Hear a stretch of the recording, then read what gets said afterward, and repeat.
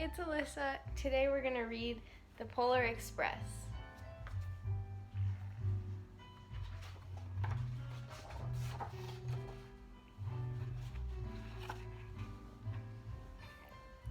On Christmas Eve many years ago, I lay quietly in my bed.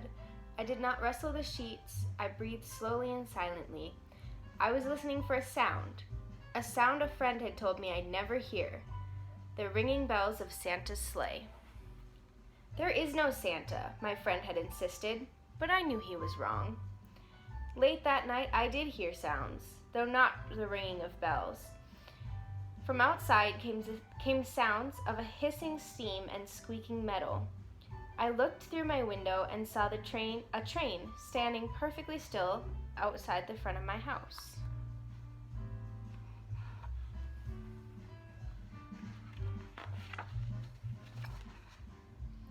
It was wrapped in an apron of steam.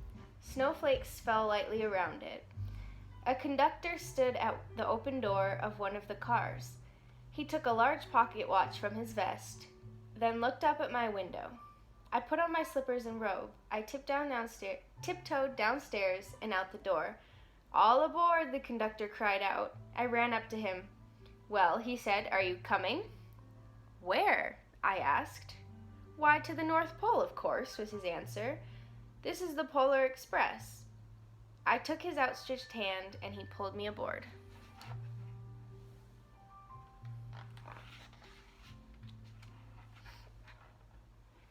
The train was filled with other children, all in their pajamas and nightgowns.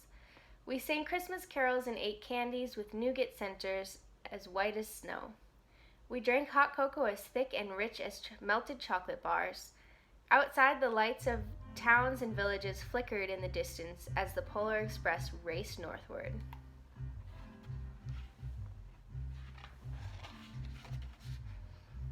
Soon there were no more lights to be seen.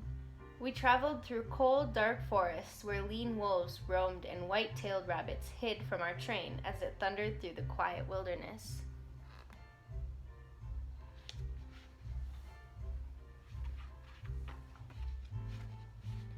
We climbed mountains so high it seemed as if we would scrape the moon.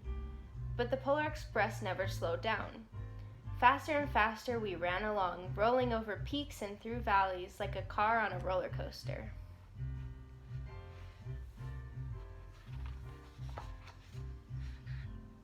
The mountains turned into hills, the hills to snow-covered plains. We crossed a barren desert of ice, the Great Polar Ice Cap. Lights appeared in the distance. They looked like the lights of a strange ocean liner sailing on a frozen sea. "There," said the conductor, "is the North Pole."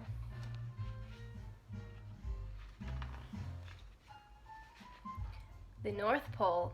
It was a huge city standing alone at the top of the world, filled with factories where every Christmas toy was made. At first we saw no elves. "They're gathering at the center of the city," the conductor told us. "That's where Santa will give them their first gift of Christmas." That's where Santa will give the first gift of Christmas.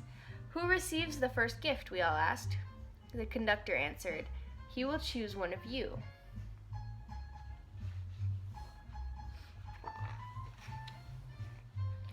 "Look," shouted one of the children, "the elves."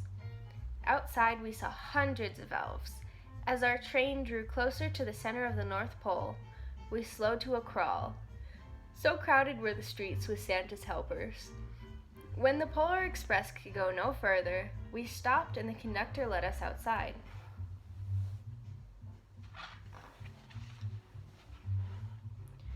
We pressed through the crowd to the edge of a large open circle. In front of us stood Santa's sleigh. The reindeer were excited. They pranced and paced, ringing the silver sleigh bells that hung from their harnesses. It was a magical sound, like nothing I'd ever heard. Across the circle, elves moved apart and Santa Claus appeared. The elves cheered wildly. He marched over to us and, pointing to me, said, "Let's have this fellow here." He jumped up into his sleigh. The conductor handed me up. I sat on Santa's knee and he asked, "Now what would you like for Christmas?"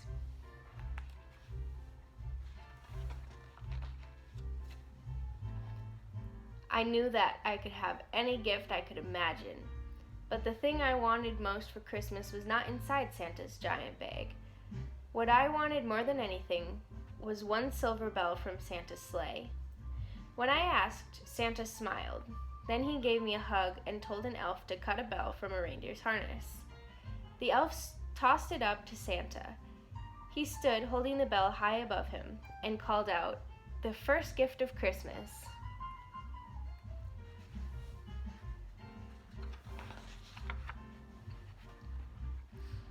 A clock struck midnight as the elves roared their approval. Santa handed the bell to me and I put it in my bathrobe pocket. The conductor helped me down from the sleigh. Santa shouted out the reindeers' names and cracked his whip. His team charged forward and climbed into the air.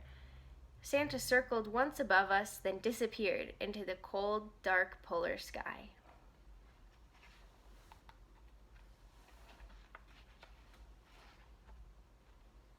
As soon as we were back inside the Polar Express, the other children asked to see the bell. I reached into my pocket, but the only thing I felt was a hole. I had lost the silver bell from Santa Claus's sleigh. "Let's hurry outside and look for it," one of the children said. But the train gave a sudden lurch and started moving. We were on our way home.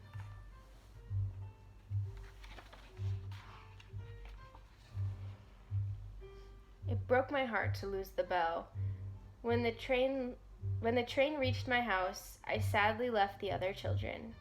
I stood at my doorway and waved goodbye. The conductor said something from the moving train, but I couldn't hear him. "What?" I yelled out. He cupped his hands around his mouth. "Merry Christmas," he shouted. The Polar Express let out a loud blast from his whistle and sped away.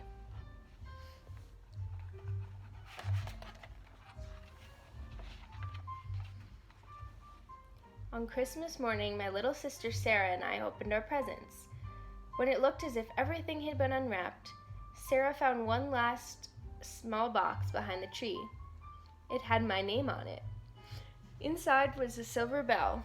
There was a note, "Found this in the seat of my sleigh. Fix that hole in your pocket. Signed, Mr. C." I shook the bell. It made the most beautiful sound my sister and I had ever heard. But my mother said, "Oh, that's too bad." "Yes," said my father, "it's broken." When I'd shaken the bell, my parents had not heard a sound.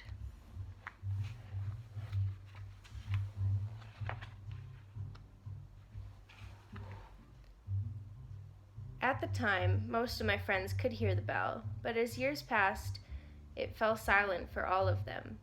Even Sarah found one Christmas that she could no longer hear its sweet sound. Though I've grown old, the bell still rings for me, as it does for all those who truly believe. The end.